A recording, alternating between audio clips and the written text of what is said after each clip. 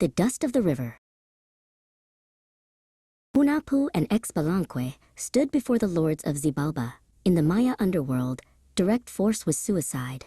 The lords were ancient, their power absolute. The twins exchanged a look. They knew a simple fight was a fight they would lose. Their only chance was not to fight at all.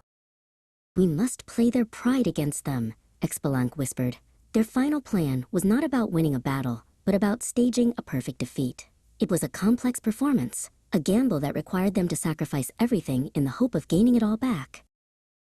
They allowed themselves to be cornered. They feigned fear as the Lord's guards dragged them towards a great stone oven, flames roaring from its mouth. The lords of Xibalba watched from their thrones, smiling at the twins' apparent surrender.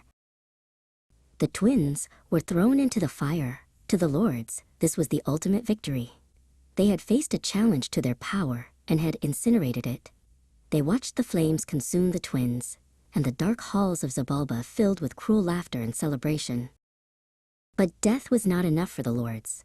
They commanded the charred bones to be collected and ground into a fine white dust. In a final act of desecration, they poured the dust into a river that flowed through the underworld, certain that every trace of the twins was gone.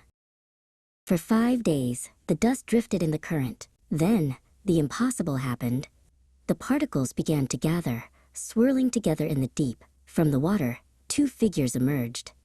They were not men, but strange fishmen, their skin shimmering with scales but their faces unmistakably those of the twins. Soon, they walked on land again, their human forms restored.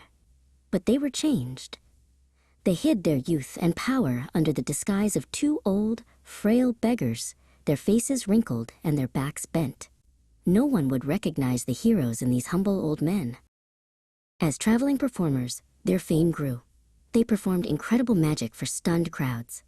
They could make a dog dance, bring it back to life, and even sacrifice one another, only to have the other rise again, perfectly whole.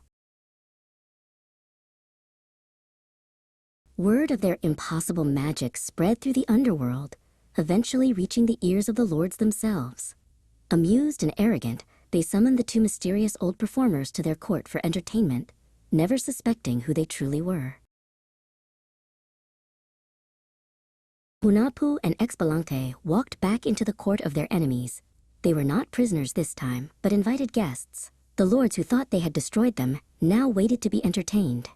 The final, brilliant act of the twins' plan was about to begin.